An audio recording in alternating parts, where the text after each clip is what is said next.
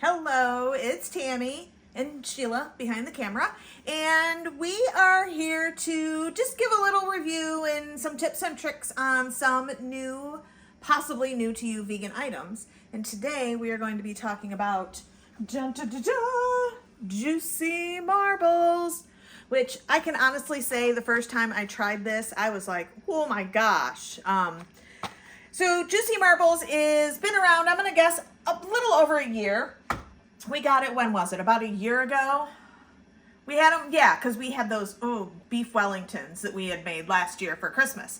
So they used to only have them in loins, but now they came out with fillets. They've created quite a hype, but the hype is real. Trust me, that's why we're here talking about it.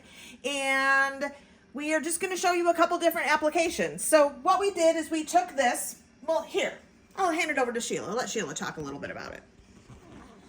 Yeah, so just this comes as a two pack, two little fillets in there. Okay. And just all they really need is a little salt and pepper. Both sides. Love it.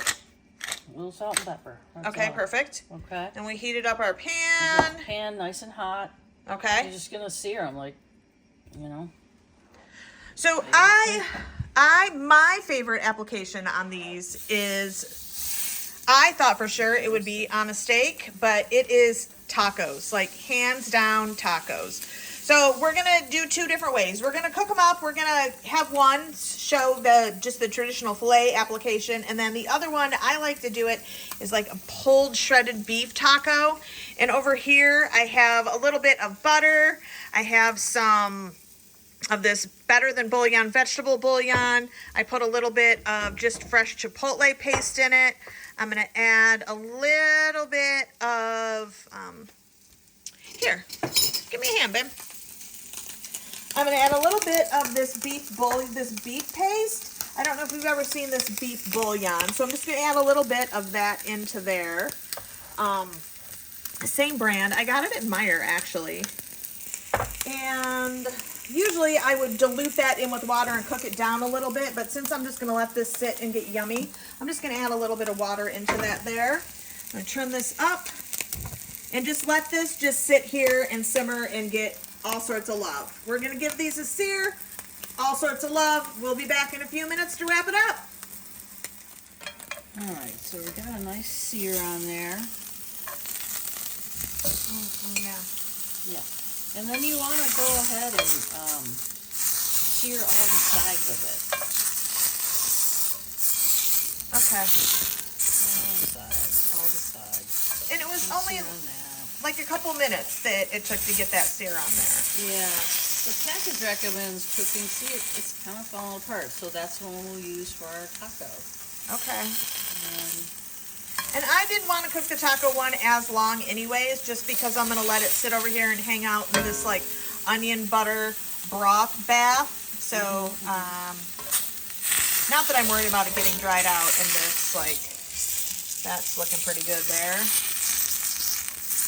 All right. So yeah, you just want to get a nice golden brown on all sides. We'll be back. A little crispy char.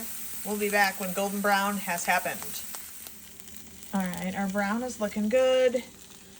Our base is looking yummy. I'm going to add a little bit of miso. I got this, I don't even know where we got this. It's some Sin City small batch miso, because they're coming out with all different types of miso. So I'm going to take this, mix it up. I'm going to add it in here. And then Sheila's going to take this one that did a little dance in the pan. I'm going to take this and shred this one up for tacos. So it has a resemblance to St. Patty's Day corned beef, kind of is what this gives me the vibe of. But it's a pretty clean label. There aren't a ton of ingredients in there. So we're just going to take that. It doesn't taste like corned beef, though. No. Just the texture and the color is a little bit like... But, oh my goodness gracious. So good. Still moist inside. And then we're just going to let this, like, do its little bubble down for a minute. she's happy with the sear that she got on this one. And this will just put a little, I guess, got a little mushroom gravy, and we'll cut this and see how that looks. Looks pretty nice.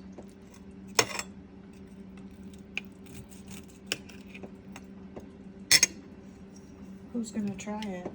Are you gonna try it? I'll try it. That's pretty good.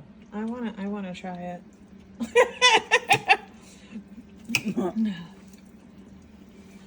All right. That's a huge piece. Wow. Bring that back up here. And you're not gonna eat it, so you watching aren't. But I mean, look at it. It's so good. Not too hot. All right, so this is bubbling nicely here. I'm gonna let this cook down for a little bit and get my taco ready. And like I said, all I do is I just take my shell and then I'll let this cook, some of the juice evaporate.